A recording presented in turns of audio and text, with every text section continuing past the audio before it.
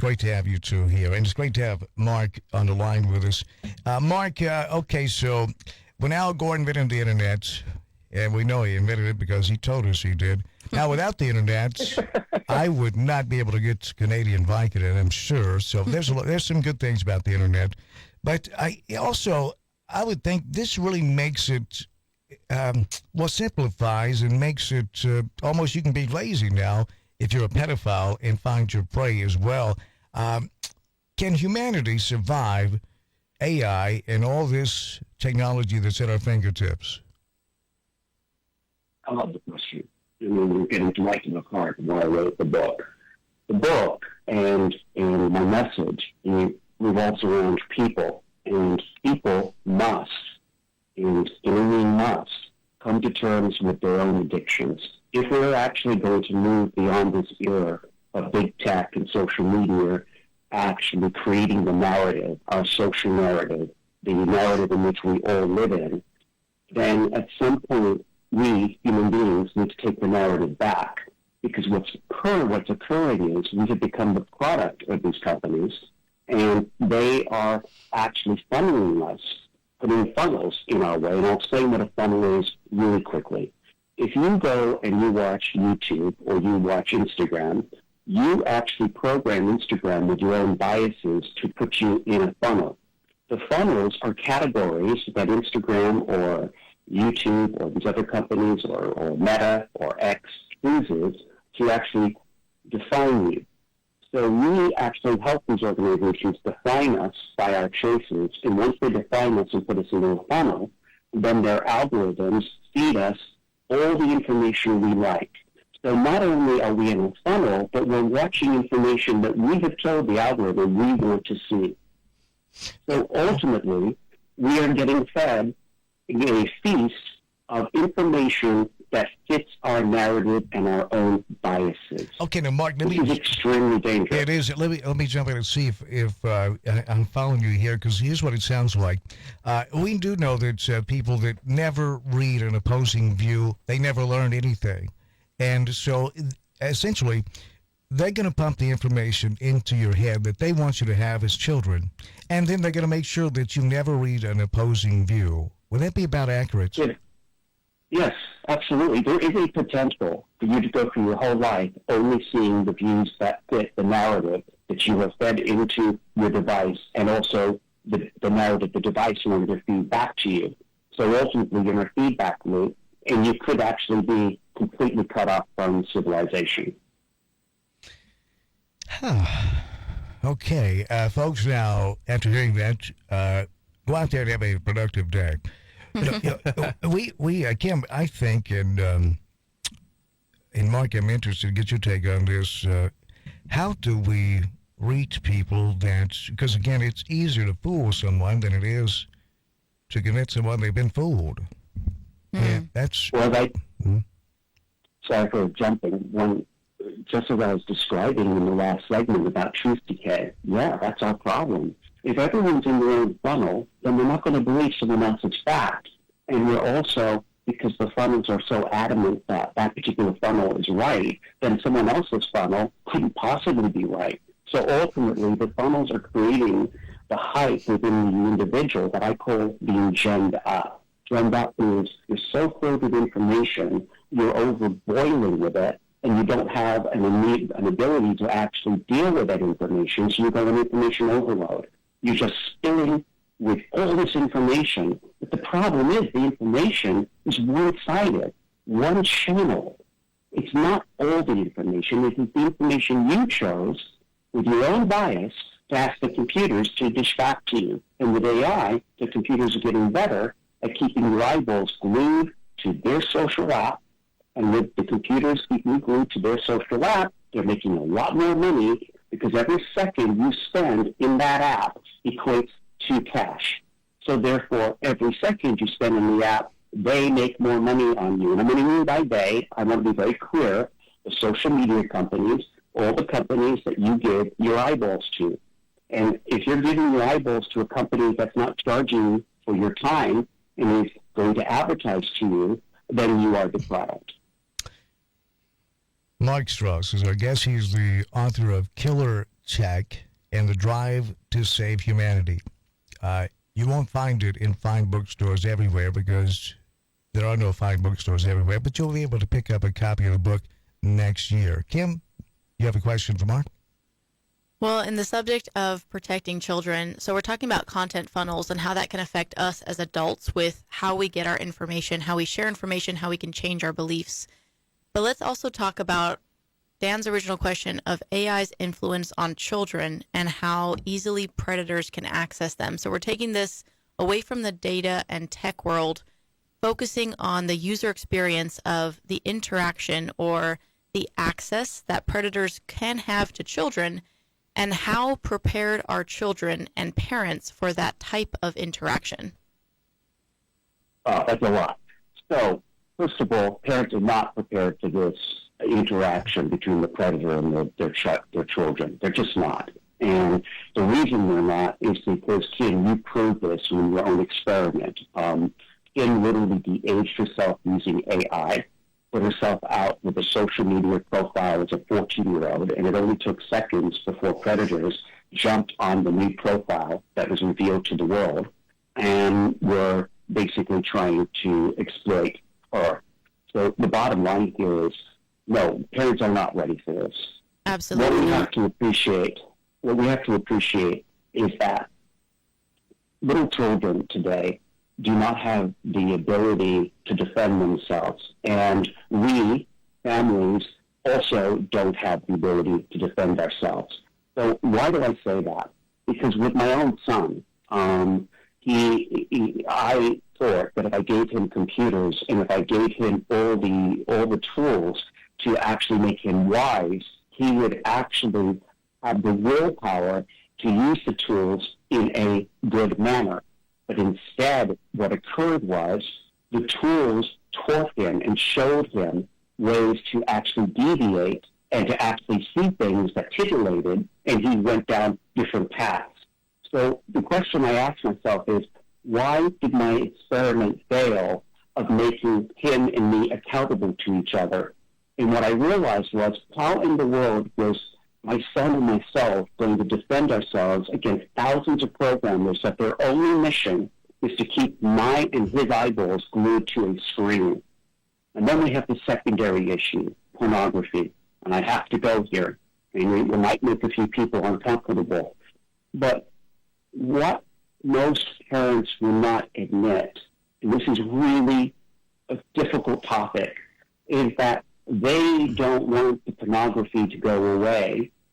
So in many ways, they don't want to look into what's occurring in the pornography towards child, perversion. Because if they were to look at the pornography, they would realize that, for example, the chat rooms, the sex chat rooms, are literally 4 or 5 keystrokes away from any child in the United States. Now, different states are trying to keep children off of porn, like Texas is, where you have to give a driver's license before you can log in for the first time. But that's not perfect. If you use a VPN, you can skirt around that. So ultimately, kids with a few button presses can see things that will absolutely titillate them, and with their young minds, how are they supposed to have the willpower to prevent going down these rabbit holes? It's impossible.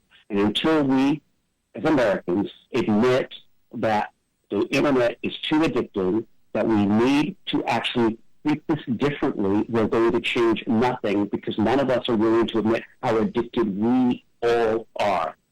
All of us. Mark, and it appears to me that companies like Apple, I mean, you name it on down the line, nothing they do is, they don't throw things up against the wall. Let's see if this works with the people, sort of a thing. Now they have so much knowledge of the human brain and what drives us, what motivates us, what addicts us. It's all strategically planned, and the tools at their disposal today we've never had in the history of planet Earth. I mean, if Hitler would have had these type of tools, we'd all be speaking German if we were even alive today. I mean, this is David versus Goliath, if I've ever seen it. I mean, the next thing, I mean, Apple has done everything except put sugar in their phones to make them more addictive. Even me, that I know what's going on, Sometimes I find myself on YouTube even watching the 1978 Super Bowl with the Steelers and the Cowboys in the middle of the day, and I have to say, geez, I got to stop this. I look up, 10 minutes is gone. That's how addictive it is, because they know that I'm a Steeler fan, blah, blah, blah. And that it sounds simple, but when those algorithms, they just keep feeding me what they know my brain is addicted to, right? Exactly. So when we're going to deal with any of our problems with technology, we have to deal with these problems at a very local level. That's the first level. We have to deal with our own addictions. The second level is we deal with it at our schools, in our local mayoral races, and all the little races that occur in the local community, from the sheriff to trash collection. You can make choices in your local community of who's going to administrate over you. And what you want is to bring people into government moving forward locally that do care about privacy, that do care about rights and technology, and find people that are willing to run, that are technologists, that do understand technology. And why is this important? Because the technology that your school uses becomes essential, because that's what's going to teach your children how to conduct themselves later in life. So your school board is a very important place where Americans need to get involved in. So when people say to me, can I change America? I go, of course you can. You just have to have the will. And I've watched local little cities create new laws in technology. It's really beneficial for communities. So, for example, the way kids have access to cell phones in schools, those policies can be changed. There are many schools now that are starting to limit cell phone usage in schools. I think that's a very positive step. I think another thing that's important is, I think parents and everyone that's hearing me today, if you're worried about a loved one being addicted to something, instead of telling them don't do that addicted thing, now make the suggestion that you go and explore what they're addicted, go into the world that they're addicted in, and actually figure out and see what's actually catching their attention. Because now, when you're talking to them about what's addicting them, and if you actually see that it is addicting, now you can create more of a group, and more of a support group to help people stop. But just to tell people, stop using social media is not going to work. If I told anyone today on this phone call, stop TikTok, it's a fad, it's the information saved at the CCP, it's not patriotic, and it actually dumbs down your brain in a Stanford University study that 2 hours of TikTok diminishes your brain for 4 hours. So ultimately, what I'm going to ask you is, what would it take for me to get someone to stop using TikTok? So far, I've had one person in all of my travels doing this for the last 2 years that's willing to stop TikTok after hearing all that data. So what will it take? So that's my big question. And then finally, I'm just going to end it with this one observation. I might not be able to make people stop TikTok, but if I get enough people understanding that each other is addicted, I can start to make TikTok a gentler place. Why is that important? Because in China, TikTok represents the very best of Chinese culture. In America, it actually depicts the very worst. Yeah, but that's intentional, isn't it, Mark? Of course it's intentional. It's like here in politics, you were bringing up politics before. So, you know, on the political realm, they use technology, they use TikTok, Instagram, YouTube, all that to manipulate the facts, the thought process of the people to make them believe that their party is superior and their guy is superior, when all they're doing is being fed lies. I mean, even Hitler himself said that you repeat something 3 times, the people are going to believe it. You know, he repeated 3 times that the Jews needed to be exterminated, and what happened? What was it, like 9 million Jews were exterminated? And like you said before, if he would have had this technology that he had now, he would have been able to do that all over the world. Well, both of our parties are doing something similar. Not necessarily as horrendous for sure, but they're doing something similar. They're putting out false facts and manipulating the thought process of the people. They're changing society for the worse. Yeah, and Philip, I almost want to take the gloves off. Yeah, it's not the Holocaust, but it will change our way of life. It will take our country and destroy it. They want, I don't know, if it's a theocracy for some, they think they're going to get others. Fascism is here in America, and it, as we were warned, it arrived with a smiling face, draped in an American flag, holding a Bible, and the final command in 1984, the party said, "What you see and what you hear." Essentially, don't believe it. I don't have the quote in front of me, and Trump has said those very things. What you see and what you hear is not really happening. Alternative facts. Yeah. All these things that were shoehorned in to our vocabulary recently. And I think if you're a part of this, the status quo that's sitting at the top, you're in the catbird seat. And I think they've been encouraged to say, look, what all they can get away with. This is great. Mark, what do you say to that? Well, you're bringing up a really what I consider the crux of it all, which is who is running the country, what really is happening behind the scenes. The Truman Show. Who's running the Truman Show? Yeah. Because we are definitely okay. I denounced my political allegiance to both parties on the Bulldog Show on the air because I realized that if I was going to get my tech bites listened to, I have to be non-denominational and, literally get all of that. So I'm going to speak to everyone right now on this. Our president is not all there. And if anyone tells me that he's not showing signs of dementia and senility, my question is, when he's having a bad day, who's running the country? And ultimately, we have to be honest. This has nothing to do with it. I don't like being embarrassed on the world stage, watching my president not being able to walk up the stairs of planes, or I fall off stages, or not knowing where he is, or not knowing which day he's in. It's nothing to do with age. I think different people age out differently. And, I don't like it when I see people take facts and malign facts and say, well, Trump's showing the same signs when he's showing it twice or three times with all the speeches and everything he's done. And Biden can't get through one speech. So we can cherry pick the facts and we'll make mistakes on this. Today, I've actually been struggling to find two words. And on the air with you, that happens. What I'm saying is we have to be really honest with ourselves. And in America today, we're not honest. So if you really want to get to the bottom of the problem, it is, when are we going to ask the really hard question, which is, do we actually care that we're in debt?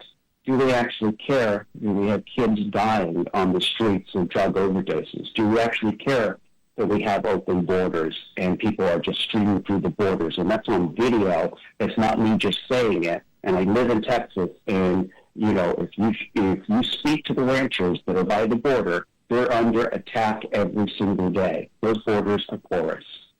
So it's been that way for 20 years. I lived on the border. Yeah, right. It's nothing new. Yeah, and Mark, here's my theory on it. And Philip's been down there. He's been there, done that. Illegal immigration would go away tomorrow if they locked up one CEO of a corporation that's hiring illegal immigrants. So, if folks, they don't want it to go away. They enjoy slave labor, and it's also it's a twofer. They can get slave labor, and at the same time make white people mad and split the country right in half. It is a very simple technique. Just happens to work. It's called divide and conquer. That's the way I see it. Mark, what about you? Well, I see it that, and unfortunately, you always have to condense things for radio. So I'll try to condense this. But there's a geopolitical issue here that most Americans don't get. See, the Democrats they don't care about Americans, and like Republicans don't, but from this perspective on the border, about bringing people in the country. So the Democrats don't care about bringing people in because the Democrats look, America's a huge country. China has 1.2 billion people. We have only 380 million. So we can afford to bring in hundreds of millions of people so that we could actually create economic parity with China through massive people. So ultimately, the Democrats really don't care about open borders. I just want everyone to know that in their mind, and by the way, George Bush, that was what he started, this whole idea of NAFTA and everything that he did, was this idea that really Mexico and the whole of South America should become an extension of America, and that ultimately we need all that labor. That is the cynical side to this whole issue. The Republicans, on the other hand, I think mostly buy into that principle and pretend that they don't believe we don't need more people in America to do the labor, as you just explained, to run this country. Yeah, and NAFTA, Philip, correct me if I'm wrong here, was the brainchild of the Reagan administration, furthered along by the big George Bush administration, signed into law by Clinton. Yeah. So if they're in this together, I think they're all the same. There's only Republican and Democrat. It's political theater. It's smoke and mirrors. They're all the same. I mean, yeah, they might get up and have different talking points, but they really don't believe it. I've worked for two different administrations. One was controlled by Democrats. One was controlled by Republicans. They're identical.